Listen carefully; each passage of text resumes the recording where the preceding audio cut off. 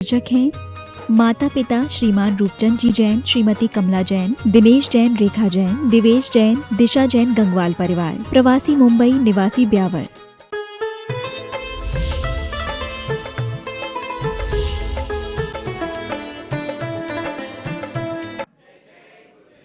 कल अपन सबने जाना और ये माना भी कि हे प्रभु, आपको मेरी पूजा या मेरी स्तुति से कोई प्रयोजन नहीं, मेरी निंदा से भी आपको कोई मतलब नहीं, क्योंकि आप पूजा से प्रसन्न होने वाले नहीं, आप वीतरागी हैं, और निंदा से खिन्न होने वाले नहीं, क्योंकि आप वीत देशी हैं। कल अपन ने पढ़ा, न पूजिया त्वयि त्वयि वीतरागी, न निंदिया नाथ विवांत वीरे, यानी उन्होंने पूर्ण रूप से वैर को निकाल दिया।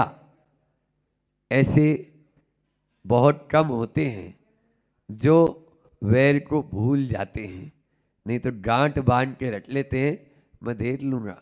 हाँ, ईंट का जवाब दे दो, दिया था कमट ने 10 भव तक, लास्ट में घुटने टेक दिए और हाथ जोड़कर उन्हीं के समोसरण में सब में दर्शन की प्राप्ति करके बैठ जाता है कि भगवान मेरी आत्मा का भी कल्याण कीजिए, आपने तो अपना कल्याण कर लिए, अब मेरा कल्याण कब होगा। तब भगवान कहते हैं बस कुछ करना धरना है ही नहीं, बैठ जाएगा मेरी तरह तो अपना आप ही हो जाएगा। यही होता है। कल दर्पण का आप लोगों को उदाहरण दिया था। दर्पण जो होता है वो क्या करता है, दर्पण आपके चेहरे की कालिमा को पहुंचता नहीं, लेकिन फिर भी आप लोग प्रतिदिन दर्पण देखते हो। समझ में आ रहा है?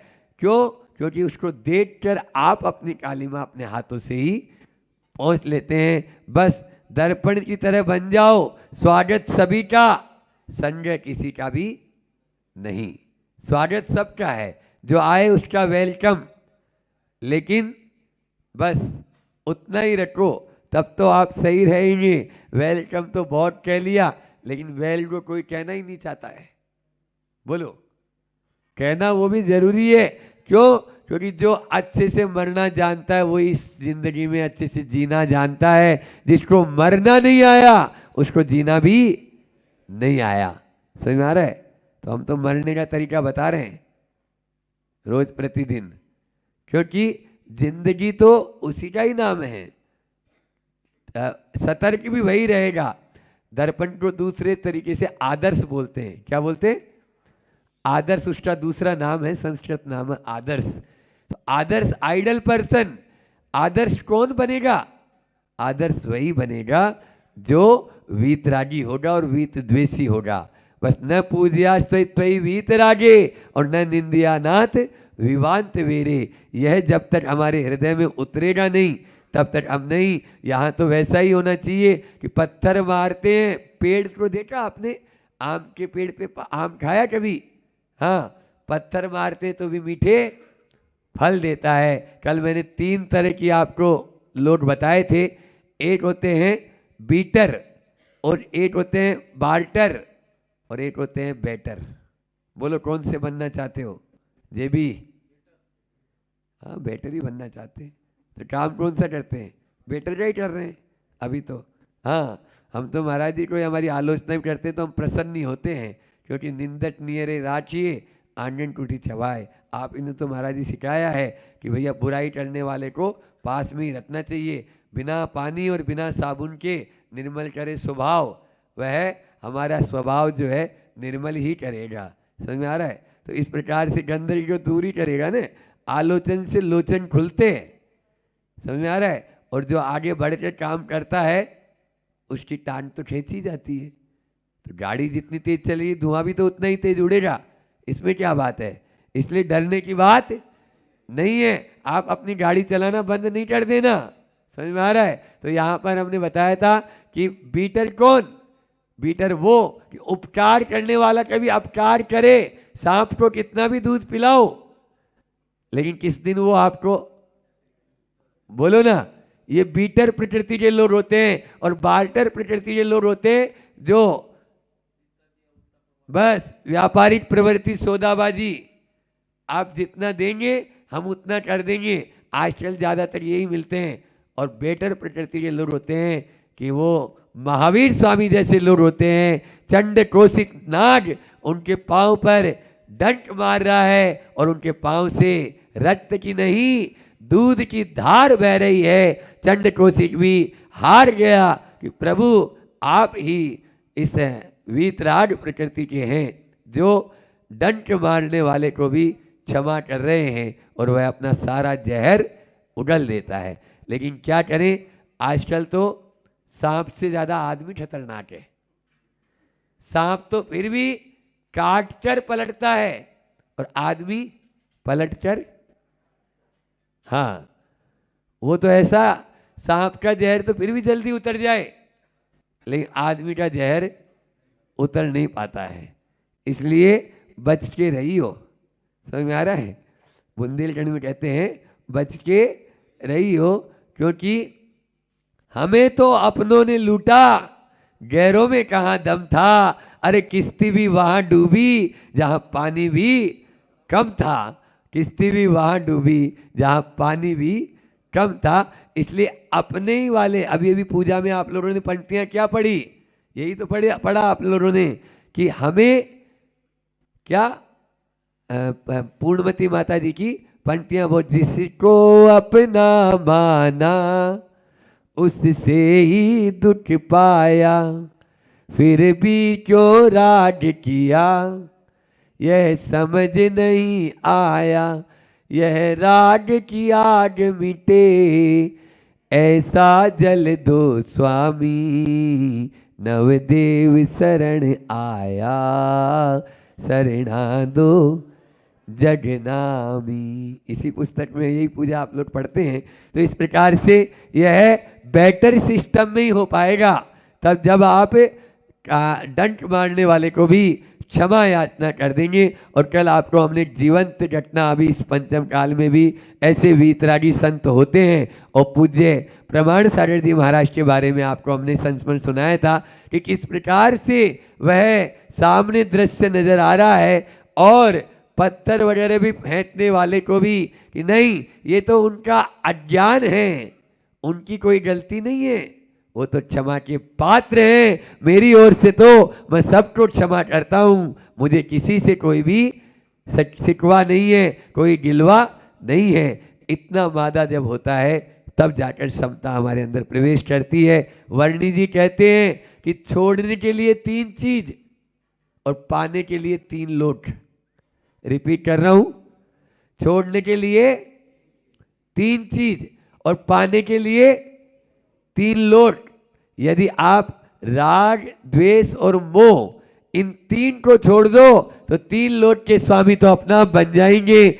आप 3 लोट के ही नहीं, सिद्ध अवस्था को प्राप्त हो जाएंगे और सिटर पर 3 लोट के सिटर पर जाकर विराजमान हो जाएंगे। यहाँ पर भी वही वर्णी जी कहते हैं। आज भी जो श्लोक है वह गजब का श्लोक, बहुत ही अद्भुत श्लोक आचार्य पूज्यपाद स्वामी की स्तुति करते हुए समंत भद्र स्वामी इस श्लोक के माध्यम से हमको यही बता रहे हैं कि पूजक, पूजन, पूज्य और पूजा का फल क्या होता है इस श्लोक के माध्यम से अपन जानते हैं। आप लोग पुस्तक ले ले, जे भी बाजू में रखिए तेरे।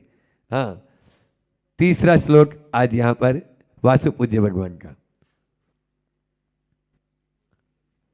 पूज्यम जिनम त्वार्चयतो जनस्य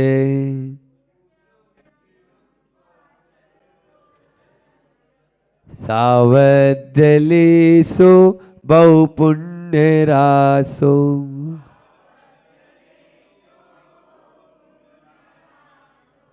दोषाय नालम कणिका विशस्य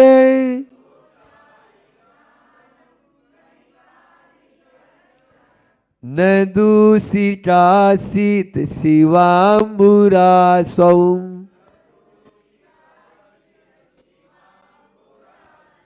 बहुत ही सुंदर उदाहरण के माध्यम से आपको सचेत किया जा रहा है। और जो कहता है अरे पूजा तो हे ही बुद्धि से करना चाहिए, उनसे मैं कहना चाहता हूं उनकी बात को हे ही बुद्धि से सुनना चाहिए। जो इस प्रकार की बात कह देते हैं मंच पर से, स्वाध्याय तो करेंगे 4 बार, समय सार को नीचे रखेंगे ही नहीं। समझ में आ रहा है? यहाँ ठाट में दबा के रखते हैं इधर समय सार को। हाँ, ऐसे लोगों को सचेत करते हुए कान पकड़कर आचार्य समंतभद्र स्वामी कहते हैं कि तू किस बात कर रहा है। बिल्कुल, वो स्वाध्याय को तो परम तप मान लेंगे और पूजा को हे बुद्धि से। और इतने इतने से चावल चढ़ाएंगे, आप कभी जाएंगे ना ऐसे जिनालयों में भी, तो बस थोड़े से ले लेंगे। अरे बेड़ी तो बेड़ी है, चाहे सोने की बेड़ी हो और चाहे लोहे की बेड़ी हो, ये तो पुण्य भी बेड़ी तो है। इसलिए पुण्य का ऐसा पुण्य के पुण्य फला अरहंता कहा उनको। तो ऐसे लोगों से पहले ऐसी बात करो कि भैया पुण्य के द्वारा ही अरिहंत परमेष्ठी बन सकते हो। यदि पुण्य नहीं है तो कुछ नहीं हो सकता। और पुण्य किसी मोल में नहीं मिलता, पुण्य तो जिनालय के माहौल में मिलता है। पुण्य तो गुरुओं के पास आने के माहौल में, सत्संग के माहौल में मिलता है। इसलिए यदि पुण्य लूटना चाहते हो, पुण्य करना चाहते हो, तो हो रही है आपके यहाँ भी अभी 108 मंडल विधान। वही बात यहाँ पर आज पूज्यपाद स्वामी भी कह रहे हैं कि क्या कह रहे हैं, पहले अर्थ देख लो इसका कि पूज्यम जिनम त्वार चेतो जिनस्य जनस्य, फिर सावध्य लेसो बहु पुण्य रासो। पूजा करने में बहुत हिंसा होती है ऐसा नहीं है, जितनी हिंसा होती है थोड़ी बहुत। सावध्य लेसो, वो थोड़ा सा, वध थोड़ा सा। और बहु पुण्य रासो, पुण्य की राशि अपरंपार, खूब अपार पुण्य प्राप्त होता है। हे भगवान, इंद्र आदि के द्वारा पूजनीय जिनम कर्म शत्रुओं को जीतने वाले आप जिन हैं, त्वाम आपकी, अचेयत अर्चियत अर्चा यानी पूजा करने वाले, जनस्य जो मनुष्य है, सावध्य ले से सराग परिणति को अथवा आरंभ आदि जो जनित थोड़ा सा पाप लगता है वह तो बहुत थोड़ा सा है। बहु पुण्य राशो, बहुत भारी पुण्य की राशि में दोषाय, दोष के लिए अलम ने समर्थ नहीं है, उससे दोष नहीं लगता है। ठीक है ना? पुण्य कितना? बहुत सारा। दोष कितना? जरा सा। उदाहरण क्या दे रहे? जैसे विषस्य, विष की कणिका, कणिका यदि शीत शिवाम्बु रासो, विशाल महासागर में, समुद्र में यदि एक विष की कणिका डाल दे तो वो जहरीला होगा क्या पानी? बोलो, नहीं होगा, कोई फर्क नहीं पड़ेगा। न दूषिता, उससे दोष उत्पन्न नहीं होता है। ऐसे ही आपकी पूजा अर्चना आदि करने से जो थोड़ा बहुत दोष होता है वो भी दोष नहीं है, क्योंकि बहुत सारा पुण्य अर्जन भी हो रहा है, बहुत सारा पुण्य अर्जन भी हो रहा है। ये आचार्य समंतभद्र स्वामी ने हजारों हजारों वर्ष पूजा का यहाँ पर अर्थ बताया कि हे भगवान, लेकिन बस विवेक से होना चाहिए। पूजा का यहाँ पर जो है अतिरेक, अति सर्वत्र वर्जित। अति तो सब जगह खराब है, कोई भी चीज में हो। अति मात्रा में पथ्य भी कुपथ्य हो, अति मात्रा में पथ्य भी कुपथ्य हो, मात्रा मासी हो, मात्रा मासी हो। जैसे माँ होती है, छोटे बच्चे को कितना लड्डू देना है, कितना बड़ा, और बड़े व्यक्ति को कितना देना है सब जानती है। अब छोटे वाले बच्चे को तो दे दे इतना मोटा लड्डू, है ना, या 2-3 लड्डू, और बड़े व्यक्ति के लिए जरा सा टुकड़ा दे दे तो काम हो गया? नहीं, ये अनुपात ही बिगाड़ दिया है। बस यहाँ पर भी अतिरेक न हो, विवेक हो, तो वो पूजा आपको पूज्य बनाने वाली हो जाएगी और वही पूजा आपके लिए फलदायी हो जाएगी। वह अतिरेक नहीं होना चाहिए।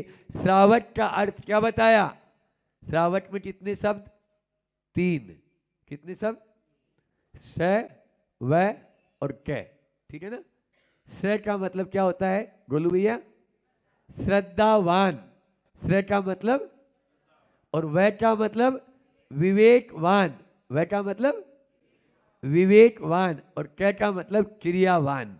कैटा मतलब सम्यक दर्शन, सम्यक ज्ञान और सम्यक चारित्र, तीनों ही इसमें समाहित हो जाए। यानी जो श्रद्धावान हो, विवेकवान हो और क्रियावान हो, वो क्या कहलाता है?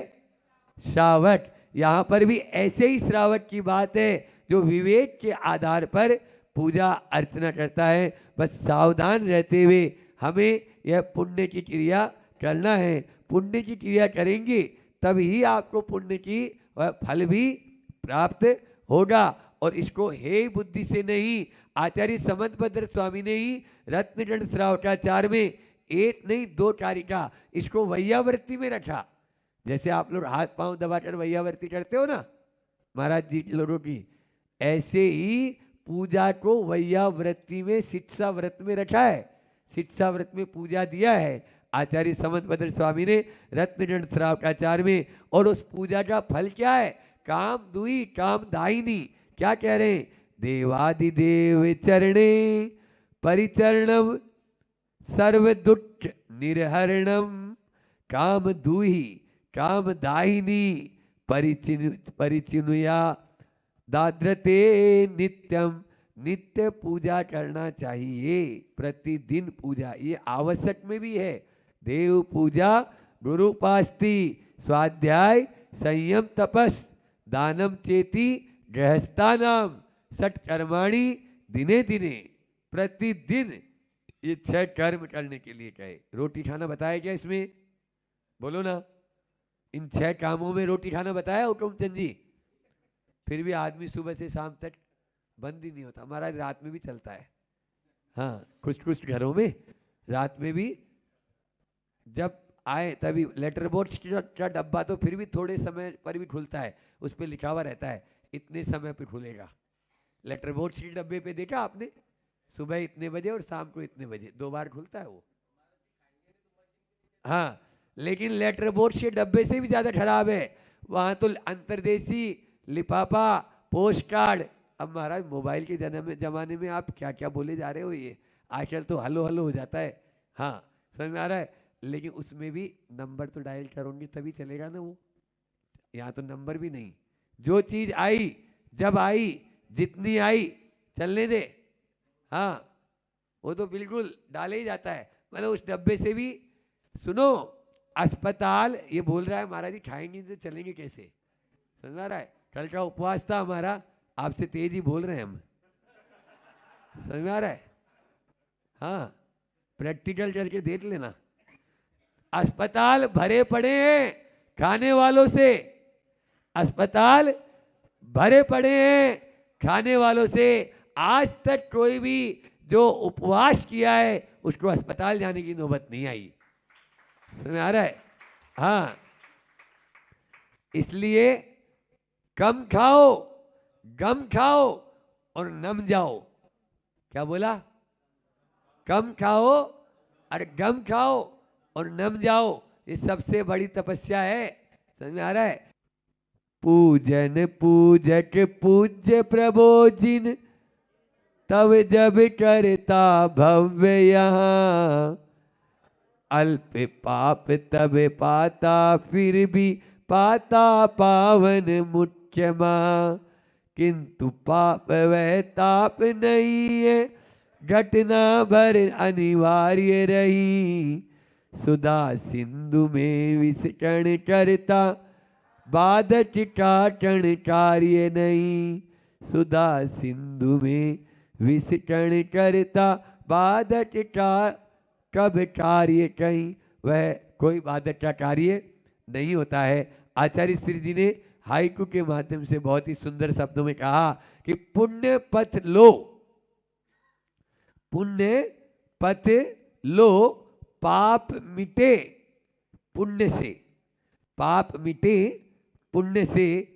पुण्य पथ है, यानी पुण्य जो है ना वो पथ है, उस पथ पर चलना जरूरी है। आज तक जितने सिद्ध परमेष्ठी बने, जितने अरिहंत परमेष्ठी बने वो इसी पुण्य पथ के ऊपर से गए हैं। यदि आप इसको हे मानकर करेंगे तो 3 काल में आपको लाभ मिलने वाला नहीं। और श्रावक का तो यही कर्तव्य है, बताए ना, देव पूजा उसका कर्तव्य है, प्रथम कर्तव्य है। इसलिए आप लोगों को पूजा तो अनिवार्य रूप से करना चाहिए। यदि पूज्य बनना चाहते हैं और नहीं भी बनना चाहते हैं तो आप उतनी देर पाप से तो बच ही जाएंगे। अभी यही तो अपन ने हाइकू में पढ़ा कि पाप मिटे पुण्य से।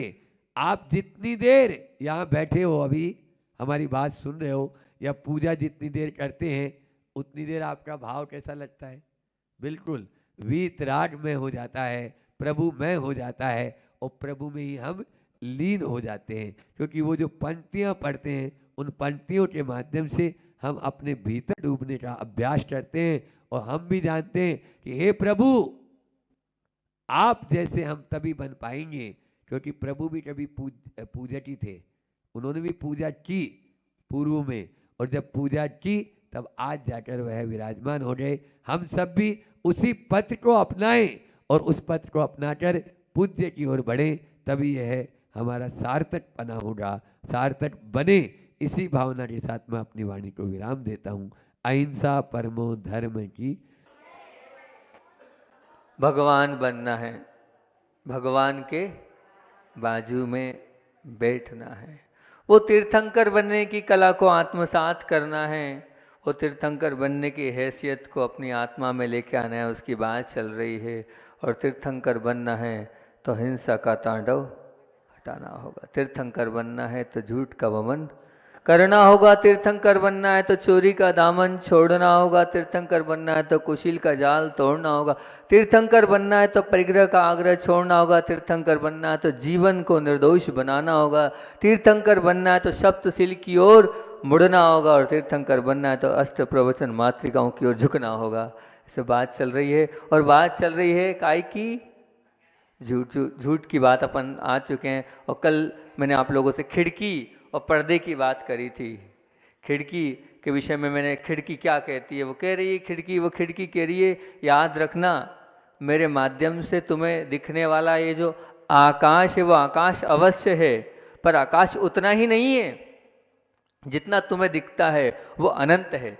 तुम्हारी बुद्धि से जो दिख रहा है वो उतना ही नहीं है, उससे अनंत है। तुम्हारी बुद्धि से जो सत्य समझ में आ रहा है वो भी याद रखना, सत्य उतना ही नहीं है, सत्य भी और बहुत अनंत है, वो अभी तुम्हारे समझ में नहीं आ रहा। पर्दे वाली बात बोली थी कि जो ढकने योग्य है उसको ढकना चाहिए, क्योंकि समय से पहले मिलने वाला सुख यदि व्यक्ति के लिए नुकसानदायक हो सकता है तो समय के पहले प्रकट हो जाने वाला जो सत्य है वो भी जीवन के लिए खतरनाक साबित होता है। इन दो बातों को बहुत अच्छे से हमने आप लोगों के सामने रखी थी। और एक और बात बहुत अच्छी हमने आपसे किया था कि सत्य का निर्णय करने की जब बात आती है तब बहुत गहरी बात बोली थी, क्या पता किसके समझ में आई कि नहीं आई, कि जब सत्य के निर्णय करने की जब बात आती है तब कौन सच्चा है, कौन सच्चा है, उस ओर मन जितना केंद्रित हो जाता है उतना क्या सच है, क्या सच है, उस दिशा में आपका मन केंद्रित हो रहा है कि नहीं, इस पर चिंतन करना। आप लगे कि आप निर्णय में तो लगे कौन सच्चा है, अरे सच क्या है वहां तक आप जा रहे कि नहीं, कौन सच्चा है ये मत देखो, सच क्या है उसमें आप जाएंगे तो बहुत अच्छी बात है। और मैंने मन की उस गजब विशेषता को भी रखा था कि सत्य जीना नहीं है पर सत्य के लिए लड़ना है, जीना नहीं है पर सत्य के लिए क्या करना है, लड़ना जरूर है। सत्य की पूजा करने के लिए वो तैयार है, पर जब दोस्ती की बात आती तब वो असत्य को अपने मित्रता कर लेता है। और सत्य को वंदनीय की कक्षा में रखने हर पल तैयार है, प्रशंसनीय बनाने के लिए उसे कोई परेशानी नहीं होती, लेकिन अनुकरणीय करने की बात आती तो वो मुंह फेर लेता है। जब अनुकरणीय करने की बात आती है तो धीरे से क्या करता है, वो अपने मुंह को फेर लेता है। और एक कहानी भी सुनी थी हमने, अब आज फिर और उसी सत्य की कहानी को अपन आगे बढ़ाते हैं। एक सुना तो होगा आपने, लेकिन उसी से अपनी भूमिका बनाते हुए बात को प्रारंभ करता हूँ। जब रामायण लिखी जा रही थी तो रामायण जब लेखन का कार्य चल रहा था, ऋषि मुनि व्यस्त थे रामायण लिखने में, तो उस समय देखा हनुमान जी एकदम स्वयं उस रामायण को अदृश्य रूप से देख रहे थे। और जब देख रहे थे तो उन्होंने, ऋषि ने जब लिखा कि रावण जो है, जिस सीता को जिस अशोक वाटिका में रखा था, कैद किया था, उस वाटिका के जो पौधे हैं, उस पौधे का जो पुष्प है वो पुष्प श्वेत थे। जैसे ही हनुमान जी ने वो देखा, वो एकदम प्रकट हुए और वो उन्होंने कहा कि ऋषिवर, आपको पुष्प जो है वो सफ़ेद नहीं लिखने चाहिए, आपको ये वाक्य बदलना होगा, युगों युगों तक ये रामायण पढ़ी जाएगी। तो क्या करना है? बोले मैंने खुद ने अपनी आंखों से देखा, वो पुष्प लाल थे, वो पुष्प लाल थे। ऐसे कैसे आपने श्वेत लिख दिया? पर वो मानने को तैयार नहीं हुए। बोले कोई बात नहीं, सीता जी तो दिन रात वहीं थी, मैं सीता जी से जाके मिल लेता हूँ। सीता जी के पास पहुँचे और सीता जी से भी अपनी बात रखी और कहा कि क्या वो पौधे, और वो पौधे के वो जो पुष्प थे वो कैसे कलर के थे, क्या वो सफ़ेद थे? तब सीता जी ने तो और अलग बात बोल दी। बोले ना, नहीं, ना वो सफ़ेद थे ना वो लाल थे, फिर कैसे थे? बोले वो तो पीले थे। अरे पीले थे, अब क्या था? अब माँ सीता बोल रही है, अब मैं क्या करूं, बड़ी विडम्बना है, बड़ी समस्या है, मैंने तो कैसे देखे, लाल देखे, और माँ कह रही है कि मैंने पीले देखे, अब इसका निर्णय कौन लेगा? निर्णय लेने के लिए अब तो एक ही बचते हैं, पुरुषोत्तम राम। सत्य की बात चल रही तो राम के पास ही चलते हैं। और राम के पास पहुँचे हनुमान जी और सबका सब उन्होंने बता दिया, मैं बड़ी उलझन में फंसा हुआ हूँ और अशोक वाटिका में ऐसा ऐसा था, और वो जो ऋषिवर हैं वो रामायण की रचना कर रहे हैं, वो श्वेत लिख रहे हैं, मैंने जो है लाल देखा है और मैया ने पीला देखा है, क्या करना है आप निर्णय दे। अब राम जी मुस्कुराने लगे। अब उस मुस्कुराहट में हनुमान जी समझ नहीं पा रहे थे कि राम जी क्यों मुस्कुरा रहे हैं। तो वो राम जी बोलते हैं कि भैया, जो पुष्प थे ना वो पीले थे ना वो लाल थे, वो सफ़ेद ही थे। तो फिर ऐसे कैसे? बोले वास्तविकता ये है कि तुम्हारी आँखों में गुस्सा था, क्रोध था, इसलिए तुम्हारी आँखें गुस्से और क्रोध में थी, इसलिए वो कैसे हुए, वो लाल दिखने लगे। और जो सीता जी के अंदर निराशा थी, उदासी बैठी हुई थी, उस निराशा और उदासी ने उन पुष्पों का कलर पीला कर दिया, उनकी दृष्टि बदल गई। लेकिन वास्तव में वो जो ऋषि लिख रहे हैं वो पुष्प सफ़ेद ही है। तो वास्तविकता कहो तो वास्तविकता, और सत्य कहो तो सत्य, तीन प्रकार का है। वास्तविकता कहो तो वास्तविकता, सत्य कहो तो सत्य, वो तीन प्रकार का है। पहला है आभासिक सत्य, दूसरा है व्यवहारिक सत्य, और तीसरा है परमार्थिक सत्य। आज अपन इन तीनों सत्य को समझने का प्रयास करेंगे, किस प्रकार के ये सत्य हैं। आभासिक सत्य क्या है? किसको आभासिक सत्य बोलते हैं? जो सत्य न होने के बावजूद उस सत्य सा प्रतीत होता है, उसका नाम है आभासिक सत्य। कैसे? स्वप्न में जो भी दिखता है आपको, उस समय भले वो सत्य प्रतीत होता है, पर जैसे ही आँख खुल जाती है तो आँख खुलने के बाद जब वो स्वप्न गायब हो जाता है तो वो एक एहसास भर रह जाता है, वो सच नहीं होता है। आप शायद सपने देखते होंगे, वो सपना आपको आते हैं, याद भी रहते हैं, अगले दिन आप बता भी देते हैं, लेकिन क्या वो स्वप्न सत्य हो पाते हैं? शायद नहीं हो पाते हैं। वो एक आभास देखकर आपके ज़िंदगी में चले जाते हैं। ये आभासिक सत्य। ऐसा बहुत सारे सत्य आपके जीवन में है, ये आभासिक सत्य। व्यवहारिक सत्य क्या कहलाता है? व्यवहारिक सत्य, और हम व्यवहारिक सत्य को समझें, जो मेरे जन्म के पूर्व में नहीं था, जो मेरे जन्म के पूर्व में नहीं था, आपके भी मतलब मेरे बने सबके, जो हम सबके जन्म के पूर्व में नहीं था और मृत्यु के पश्चात भी नहीं रहने वाला है, मात्र वर्तमान जीवन में ही जो रहने वाला है वो है व्यवहारिक सत्य। अथवा जो भूतकाल में नहीं था, भविष्यकाल में नहीं रहने वाला है, परंतु वर्तमान में है, वो है व्यवहारिक सत्य। आज जो आपका नाम है, क्या नाम है? मान लीजिए तेजस्विनी नाम है, ठीक है ना, नेहा नाम है, खुशी नाम है, ठीक है ना। तो ये आज जो नाम है, आपका जो नाम है, वो क्या जन्म के पूर्व में था? बता तो दो, कोई तो बताओ। नहीं था। और क्या ये मृत्यु के पश्चात आपका नाम रहेगा? रहेगा? खुशी नाम रहेगा, नेहा रहेगा, तेजू रहेगा? बताओ रहेगा? नहीं, बिल्कुल नहीं रहने वाला है। ना तो जन्म के वो पहले था और ना वो मृत्यु के पश्चात आपके साथ जाने वाला है। फिर भी इस जीवन में मेरा व्यवहार मेरे साथ चल रहा है, इसलिए व्यवहार चलाने में जो कारण है वह है व्यवहारिक सत्य। मात्र उसको व्यवहार तक रखें आप सीमित। वो व्यवहारिकता निभाने के लिए जो आप अपने जीवन में कर रहे हैं उसको कहते हैं व्यवहारिक। पहला है आभासिक सत्य, दूसरा है व्यवहारिक सत्य, और तीसरा है पारमार्थिक सत्य। जो गत जन्म में मेरे साथ था, अगले जन्म में मेरे साथ रहेगा, आज भी मेरे साथ है और आगे भी मेरे साथ रहेगा, वो है परमार्थिक सत्य। जो हमेशा मेरे साथ रहेगा वो है परमार्थिक सत्य। इस परमार्थिक सत्य की कीमत हम नहीं समझ पा रहे हैं। हम आभासिक सत्य के पीछे पागल हैं और हम व्यवहारिक सत्य के पीछे पागल हैं। लेकिन जो पारमार्थिक सत्य, उसको हमने पहचाना भी नहीं, उसको जाना भी नहीं और जानने के लिए इच्छुक भी नहीं हम, और जानना चाहते भी नहीं है। क्या है वो परमार्थिक सत्य?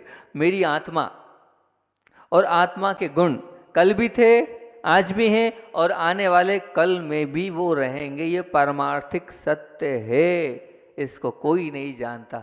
सब व्यवहारिक सत्य और आभासिक सत्य की दौड़ में दौड़ रहे हैं।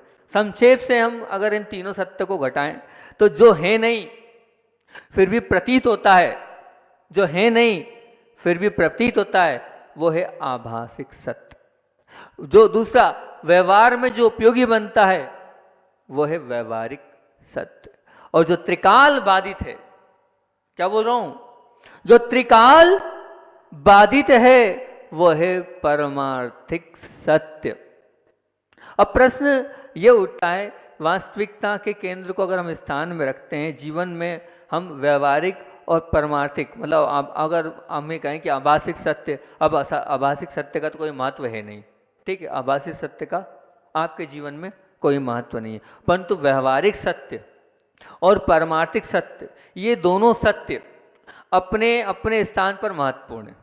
जरूरी है आपका नाम, आपके नाम के बिना आपकी कहानी आगे नहीं बढ़ने वाली, कि परंतु ये जो सत्य को, किस सत्य को हम केंद्र स्थान में रखें और जीवन को जीना उसके अनुसार अपन जीवन जी, बहुत महत्वपूर्ण प्रश्न है आपसे। तो अगर इस प्रश्न को और इस प्रश्न के उत्तर को हम व्यवहारिक सत्य के लिए अपना जीवन जिए या पारमार्थिक सत्य के लिए अपना जीवन जिए, तो इस प्रश्न का अगर हम उत्तर ढूंढने जाएंगे और इस प्रश्न के अंदर अगर हम जाएंगे तो दो प्रकार के सत्य को पहले समझ लो आप। और परमार्थिक सत्य और व्यवहारिक सत्य को समझना है तो पुनः मैं करूंगा दो प्रकार के और सत्य। महाराज जी कितने सत्य बताओगे? समझना है तो समझना तो पड़ेगा। दो प्रकार के सत्य और समझना जरूरी है।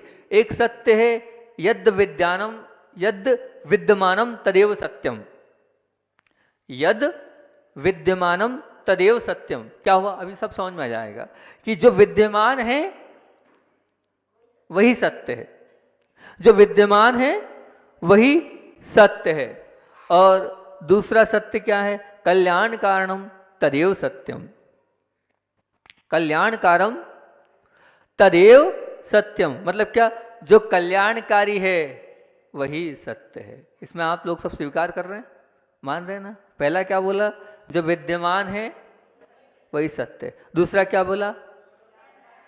जो कल्याणकारी है वही सत्य है। बहुत अच्छा, बहुत बढ़िया। यहाँ तक आप समझ गए तो आगे की कहानी अपनी बहुत ईजी हो जाएगी। मान लीजिए किसी ने आपको, आपके पैसे दबोच लिए, आपके पैसे खा लिए, आपके पैसे हजम कर लिए, आपके पैसे वो देने को वो तैयार नहीं है। ये क्या है? विद्यमान सत्य। अरे थे आपके पैसे, आपकी जमीन थी, आपकी संपदा थी, आपका धन था, वो आपका उसने क्या कर लिया? हड़प लिया। ये विद्यमान सत्य अवश्य है। परंतु अब मान लीजिए ये हो गया विद्यमान सत्य। अब उसको वसूल करने के लिए आप सभी प्रकार के अनैतिक मार्ग अपना रहे हैं, अनैतिक मार्ग अपना रहे हैं, तो वो क्या कल्याणकारी सत्य तो नहीं है ना? कल्याणकारी सत्य है क्या? नहीं दिए उसने, नहीं दिए। अब नहीं दिए हैं तो आप जितने भी है, माना स्वीकारा आपका धन है, लेकिन आपके धन के बावजूद भी अगर आप उसके लिए अनैतिक कार्य कर रहे हैं, गुंडागर्दी कर रहे हैं, और भी धमकी दे रहे हैं, और भी ऐसे ऐसे प्रयोग कर रहे हैं, तो ये क्या कल्याणकारी सत्य है? नहीं, बिल्कुल कल्याणकारी सत्य नहीं है। फिर कल्याणकारी सत्य क्या है? कल्याणकारी सत्य किसको? दूसरा उदाहरण, मान लीजिए आपके प्रति किसी ने ईर्ष्या से ग्रसित होकर, जलन के वशीभूत होकर आपका वो बड़प्पन, आपकी जो ऊंचाइयां हैं वो सहन नहीं होती है। आज सबके अंदर है। और मोस्टली जो ईर्ष्या ये होती है ना, वो एक कैटेगरी वालों पर ज़्यादा होती है, समकक्ष वालों से ईर्ष्या ज़्यादा होती है, होगी। यहाँ बैठे वो सारे लोग हैं जो एक कक्ष में होंगे, एक लेवल में होंगे, तो आपस में ईर्ष्या होती होगी। बहन बहनों की भी आपस में ईर्ष्या होती होगी, है ना। कोई तेजू से जलता होगा तो कोई खुशी से जलता होगा, तो कहीं इधर भी आपस में जलन होती है एक लेवल। कभी भी जो है ना आपकी ईर्ष्या, कभी भी आप जिस स्टेटस पे हैं उससे बड़े से नहीं होती है। मतलब कैसे, मतलब मान लीजिए आपके नरेंद्र मोदी से कभी जलन नहीं, ईर्ष्या नहीं होगी। मतलब आप अपने स्टेटस वालों से ईर्ष्या और जलन करते हैं। अब आपके प्रति ईर्ष्या होगी और होती है, ईर्ष्या जलन होती है, तो वो ईर्ष्या होती है ना, तो मैं तो हमेशा वही लाइन याद करता हूँ, देख दूसरों की बढ़ती को। ये लाइन अपने आप आम, मतलब जब हम ध्यान करते हैं तो इसको रटते तो ये तो अनुभव किया है मैंने कि कभी कभार ऐसा लगता है तो इस लाइन को अपने आप याद आ जाती है, देख दूसरों की बढ़ती को। बस अगर इतना हमारे जीवन में आ गया तो ईर्ष्या अपने आप खत्म होती चली जाएगी। वो जब आती है जब हम रोज रोज उसका ध्यान करते हैं, रोज रोज अपने जीवन में उसको उतारते हैं, रोज रोज उसकी बात करते हैं, तो वो निश्चित तौर से, मैं सच कह रहा हूँ, वो आपको याद आएगी। अगर सच में आपने ध्यान किया होगा, वास्तविकता में अगर ध्यान में उतरे होंगे, तो कभी आपके मन में दूसरों के प्रति जब ईर्ष्या आए तो लाइन याद आ जाएगी, निश्चित आएगी। तो आप अपने आप को संभाल लोगे, नहीं मुझे ईर्ष्या नहीं करनी है, मुझे ईर्ष्या नहीं करनी है। जैसे तकलीफ और कष्ट होता है तो वो याद आ जाता है, मैं सहनशील आत्मा हूँ, मैं सहनशील आत्मा हूँ, तो वो आता है, बिल्कुल आता है। लेकिन वो जो मन से ध्यान करता हो, वो मन से उस आत्मा के उस ध्यान को स्वीकार करता हो, तब कहीं जाकर वो आ पाती है अपने जीवन में बात, नहीं तो वो नहीं आ पाती है। तो इसी प्रकार मान लीजिए कि किसी ने ईर्ष्या से ग्रसित होकर किसी ने समाज के बीच में आपका क्या कर दिया, आपकी बहुत ज़्यादा बदनामी। आप ऐसे हैं नहीं, सत्य जो है वो ये नहीं है, और आपकी उन्होंने क्या कर दी, बदनामी कर दी। और अब ये क्या है, विद्यमान सत्य आप हो नहीं, लेकिन आपकी बदनामी कर दी है।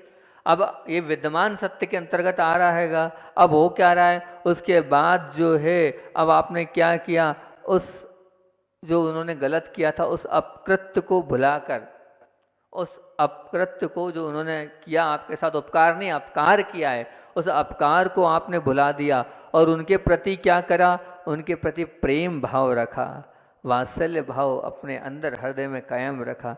तो यह है कल्याणकारी सत्य। उनने जो किया सो किया, पर मुझे कुछ नहीं करना है, यह है कल्याणकारी सत्य। विद्यमान सत्य दिख रहा है, लेकिन उस विद्यमान सत्य को हमने स्वीकार नहीं करा और हम कल्याणकारी सत्य के पीछे भाग गए, उस पे लग गए, उसमें अपनी आत्मा को, अपने आप को लगा लिया, तो निश्चित तौर से हमारा कल्याण हो सकता है। लेकिन नहीं, हम नहीं लगाते हैं।